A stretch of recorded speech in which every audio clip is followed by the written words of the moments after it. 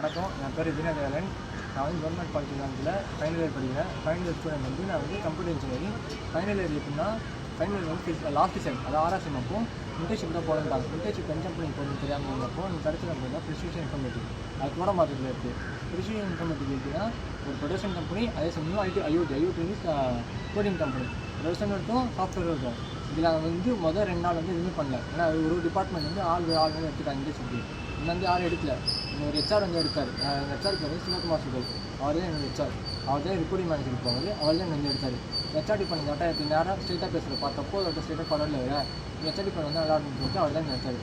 First time HR ரூமில் போனேன், எதுவுமே தெரியாது. ஃபுல் பிளாங்க், மைண்டு ஃபுல்லாக பிளாங்க். ஏன்னா அவ்வளோ ஹெச்ஆர்ஸ் வந்து ஒரு நார்மல் இன்டென்ட் பண்ணிட்டு அவ்வளோ எதுவுமே இல்லை, ஃபுல் பிளாங்காக போனேன். ஆனால் அப்படி போய் அந்த அவர் தான் ட்ரெயின் பண்ணிடு. என்னை ட்ரெயின் பண்ணி மொத்தம் ஒன் வீக் ட்ரெயின் பண்ணார். ஃபுல் ட்ரெயின் பண்ணார்.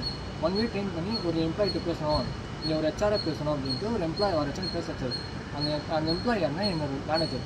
அவர் ஆப்போசிட் வந்து நான் தான் என்னோட எம்ப்ளாய். நீ தான் ஹெச்ஆர் இப்போ பேசுகிட்ட, நீ எப்படி பேசுகிற அது ஏற்ற மாதிரி அவங்க எடுத்தனா அப்பா கரெக்டாக எனக்கு தெரியும் அப்படின்னாரு. ஃபஸ்ட் டைம் அந்த மேனேஜரை தாண்டி ஒரு எம்ப்ளாயாக அவர் பார்த்து பேசுகிறப்போ எனக்கு ஒரு கருதல் இருந்துச்சு. மனசில் ஒரு பயம் இருந்துச்சு. அவர்கிட்ட கேட்டேன், சார் பயமா சார் வேணாம் சார், நீ பயப்படாத, எதுவும் டேரெக்டாக பேசு, தப்போ அர்த்தம் அவங்க எம்ப்ளாய்ட்டு எப்படி பேசுகிற அது ஏற்ற மாதிரி தான் வேலை பண்ணிருந்தாரு. ஃபஸ்ட் டைம் அவர்கிட்ட பேசி அவர் ஓகேன்னு சொல்லி அவர் ஹெச்ஆர் ஃபீல்டில் நின்று அவர் தான் தரணும். மெயின் ரீசன் அவர்.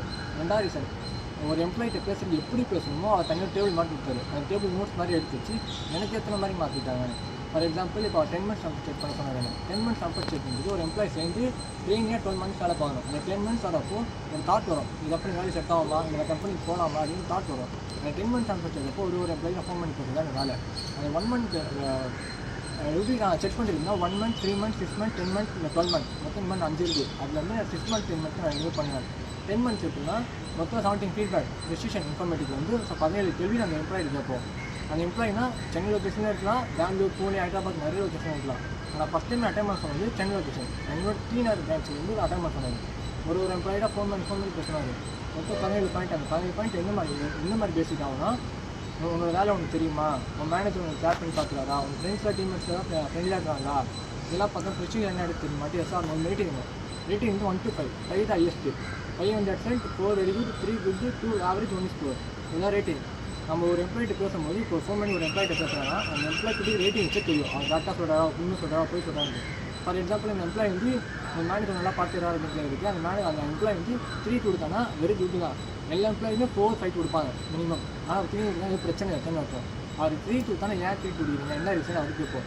அவர் இல்லை சார், இந்த மேனேஜர் பிரச்சனை சார்னா இந்த மேனேஜர் யாரோ அந்த மேனேஜர் உடனே இந்த மேனேஜர் எங்களோட ஆள் வந்து இன்டர்னால எம்ப்ளாயிட்ட மட்டும் பேச முடியும், ஏன்னா மேனேஜர்கிட்ட பேச முடியாது. ஆனால் டேரெக்டாக அந்த மேனேஜர் நான் ஃபோன் பண்ணி பேச முடியாது. என் மேனேஜர் சொல்லி என் மேனேஜர் அந்த மேனேஜர் ஃபோன் பண்ணி சொல்லுவாங்க. என் மேனேஜர் இருக்குன்னா 2 இயர்ஸ் ஆன்சர் பேசுவார். 2 இயர்ஸ் மேலே இருக்கும், 10 இயர் 12 இயர் அந்த மாதிரி இருக்கும். மோஸ்ட்லி என் மேனேஜர் யார்கிட்ட பேசுனா எல்லா ரிப்போர்ட்டிங் மேனேஜர்கிட்ட பேசுவாங்க, டெலிவரி ஹெட்டு, டீம் லீடு, இவங்க எல்லாத்தையும் பேசுவாங்க. இது என்னோட மேனேஜர் வேலை. என் வேலை எப்படின்னா இது. அவருக்கு இன்னொரு வேலை இருக்குது, அவர் exit department. HR exit department. HR எக்ஸிட்னா ஒரு வேலைக்கு வெளில போகிறீங்களா, அந்த வேலைக்கு வெளில போகணும் நல்லபடியாக வெளியே அனுப்புறது தான் வேலை. ஃபார் எக்ஸாம்பிள் ஒரு நாள் ஏதாவது கேஸ் இருக்குது, நீங்கள் லேட்டாக வரீங்க, இந்த மாதிரி சர்வீஸ் சரியில்லை அப்படின்னா அது எல்லாமே இல்லாமல் ஆக்கிட்டு நீங்கள் நல்லபடியாக வெளியே அனுப்புறது தான் வேலை. ஏன்னா வேறு கம்பெனி நீங்கள் போயிட்டு அந்த ஒரு ஹெச்ஆர் வந்து ஃபோன் பண்ணி கேட்பாங்க, என்ன பண்ணிட்டு பேசுங்க, நீங்கள் அந்த கம்பெனி வந்து இல்லை அப்படின்ட்டு என் கம்பெனி ஃபோன் பண்ணாங்க. அதாவது ஃபார் எக்ஸாம்பிள் இப்போ அந்த எம்ப்ளாய் வந்து ஒரு கூகுள் கம்பெனிக்கே போகிறாருன்னா அந்த ஒரு ஹெச்ஆர் வந்து இந்த ப்ரிசிஷன் இன்ஃபர்மேட்டிக் கம்பெனி ஃபோன் பண்ணாங்க. அது எங்களுக்கு தான் வரும், ஏன்னா நாங்கள் எக்ஸிட் டிபார்ட்மெண்ட் அந்த அனுப்பணும்ல, அதனால் எனக்கு ஃபோன் வரும். நாங்கள் அந்த எம்ப்ளாய் பேர் கேட்டு அந்த எம்ப்ளாய்டு கேட்டு எல்லாமே வாங்கி டீட்டெயில் வாங்கி வச்சுப்போம். For example cameraman employee, cameraman ஒரு எம்ப்ளாய், அந்த எம்ப்ளாயோட ஃபோன் நம்பர் எல்லாமே வாங்கி வச்சுப்போம். ஏன்னா அவர் வெளி கம்பெனி போகிறாருன்னா அவரை பற்றி டீட்டெயில் கேட்கும்போது அவர் டீட்டெயில் தெரியணும், அப்போ நான் சொல்லணும்ல, அதை வாங்கி வச்சுப்போம். அது ஒன்று. 2வது நான் ஹெச்ஆர் எக்ஸிட் மட்டும் இல்லை, நான் ஹெச்ஆர் ஆன்போர்டிங் பார்த்தேன், ஹெச்ஆர் எல்எம்எஸ், அப்புறம் ஹெச்ஆர் பேர் மொத்தம் 4 டிபார்ட்மெண்ட் ஹெச்ஆரில்.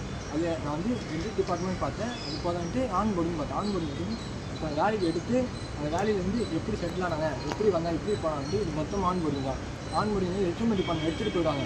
ஆனால் அவர் செட்டில் ஆனது வந்து அந்த வெளியே அந்த 1 இயர் முடிகிற வச்சு ஆன்போர்டிங் தான் மொத்தம் பார்த்துக்கணும். 1 இயர் ஆன்போர்டிங் பார்த்து தான் எனக்கு 10 மந்த்ஸ் ஒரு ஜாயின்ட் ஆகும். அதுவும் பார்த்துக்கிறேன். எல்எம்எஸ் வந்து ஒரு லேர்னிங் மேனேஜ்மெண்ட் சிஸ்டம். அது ஃபுல் ஃபார்ம் வந்து எல்எம்எஸ் லேர்னிங் மேனேஜ்மெண்ட் சிஸ்டம். அதான் எல்எம்எஸ் வந்து கோர்ஸ் படிக்கிறது. ஃபார் எக்ஸாம்பிள் வெளியில் நம்ம ஃபீஸ் கட்டி படிக்கிற கோர்ஸ் எல்லாமே நீங்கள் ஃப்ரீயாக படிக்கலாம். ப்ரிசிஷன் இன்ஃபர்மேட்டிக்கில் எல்எம்எஸ் கோர்ஸ் இருக்குது. அது எப்பவுமே நிறைய cyber security, AWS, Python, Java எல்லாமே நிறைய கோர்ஸ் இருக்குது. இப்போ ஒரு எம்ப்ளாய் வராது, புதிய எம்ப்ளாய் வராது, அந்த எம்ப்ளாய் கோர்ஸ் படிக்கலாம், லினக்ஸ் படிக்கணும்னா லினக்ஸ் கோர்ஸ் என்ரோல் பண்ணியிருக்கோம், அவர் படித்து சர்டிஃபிகேட் வாங்கிக்கலாம். அந்த மாதிரி மொத்தம் 3500+ கோர்ஸ் வந்து அவைலபிள் இருக்குது. எல்லாமே ஃப்ரீ தான்.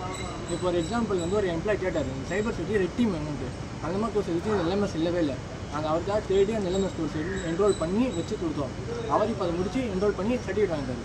இந்த மாதிரி உங்களுக்கு புதுசாக கோர்ஸ் என்னால் சொல்லுங்கள், அதை அப்படியே என்ரோல் பண்ணிட்டு இருக்குது தான் வேலை. அதுதான் என்னோட வேலையை. எல்எம்எஸ்ட்டு நான் ஃபோன் பண்ணி ஒரு சைட் கேட்பேன். பேரோல் டிபார்ட்மெண்ட் சேலரி போடுறது எங்களுக்கும் சரி, இன்டர்ன் பசங்களுக்கும் சரி, வெளியில் எம்ப்ளாயி மேனேஜர்னு எல்லாருமே சேலரி போட்டு பேரோல் டிபார்ட்மெண்ட் தான். அந்த பேரோல் டிபார்ட்மெண்ட் இஎஸ்ஐ பிஎஃப் ரெண்டு இருக்குது. அது ரெண்டுமே நான் பார்க்கணும். இஎஃப்பும் பார்க்கணும், இஎஸ்ஐயும் பார்க்கணும். அவ்வளோதான். இது இந்த வாய்ப்பு கொடுத்த தமிழ்நாடு கவர்மெண்ட்டான சிஎம் இருந்தவருக்கு ரொம்ப நன்றி. அது மட்டும் இல்லை, எங்கள் கம்பெனி அப்புறம் என் காலேஜுக்கு ரொம்ப நன்றி. எங்கள் காலேஜ் நம்பி எங்கள் கம்பெனி இருக்காங்க. நான் வந்து இப்போ வந்து பிஎஃப் பற்றி சொல்லியிருந்தேன். அந்த பிஎஃப் எப்படின்னா, ஒரு எம்ப்ளாயி வந்து வேலைக்கு சேர்ந்த உடனே பிஎஃப் பிஎஸ்சின்னு வரும். பிஎஸ்சின்றது உங்களுக்கு ஆபத்து ஏதாவது ஹாஸ்பிட்டல் செலவு எதாவது பண்ணணும், இஎஸ்ஐ ஹாஸ்பிட்டலுக்கு பார்த்துக்கலாம். அந்த இஎஸ்ஐ ஹாஸ்பிட்டல் எப்படின்னா, ஒரு சம்பளத்துக்கு வந்து அங்கே கொடுக்குறது இஎஸ்ஐ. அந்த சம்பளத்துக்கு வந்து இஎஸ்ஐ தான் கொடுப்போம். பிஎஃப் எப்படின்னா உங்களோட வேலைக்கு மொத்தமாக முடிச்சுட்டு போகிறதுக்கு மொத்தமாக சேவிங்ஸாக இருக்கும். அந்த சேவிங்ஸ் வந்து எப்போ தேவைப்படுது அப்போ எடுத்துலாம். பாதியோட இடத்துல மொத்தமாக இடத்துல இப்போ தேவை 500 தேவைன்னா 500 மட்டும் எடுத்துலாம்.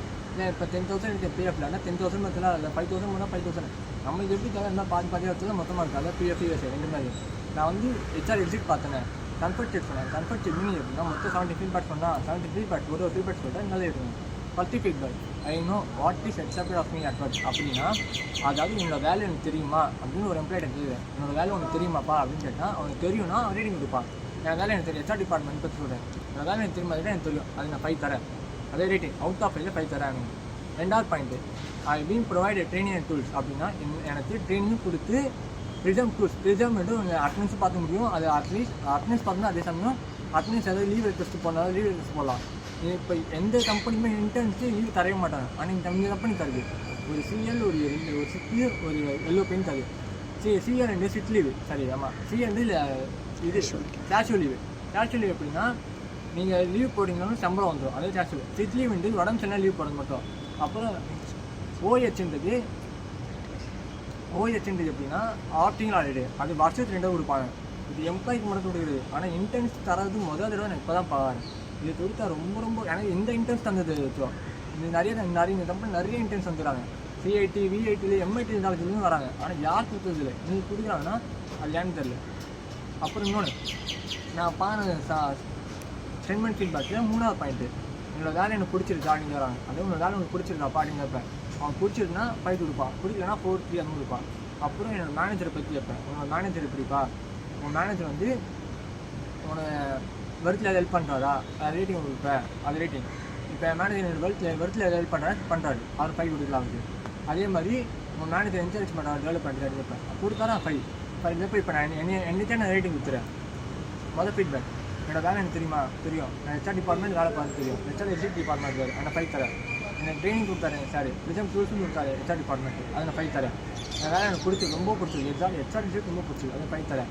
அப்புறம் என்ன ஏதாவது ஒப்பீனியன் வச்சாலும் சரி, மற்ற யாரும் ஒப்பீனியன் வச்சாலும் சரி கேட்டுக்கிட்டு அது என் ஒப்பீனியன் தேவைறாங்க. சீனியர் மேனேஜர் தானே ஏன் சேர்த்துன்னு தேவை மாட்டாங்க. ஒப்பீனியன் வந்தால் வைப்பா, சொல்கிறது கரெக்டாக தப்போ சொல்கிறல, அது ஒப்பீனியன் தரேன், ரேட்டிங் தராங்க, அது வந்து 5 தரேன். அப்புறம் என் வேலை என்விரான்மெண்ட்டில் என்னால் ஹெல்த்தில் பேலன்ஸ் பண்ணுவேன். வேலை டென்ஷன் இங்கே மட்டும் தான் வீட்டில் இருக்கேன். மோஸ்ட்லி என்னால் டென்ஷனே இருக்காது, எனக்கு ஃப்ரீயாக இருக்கும்.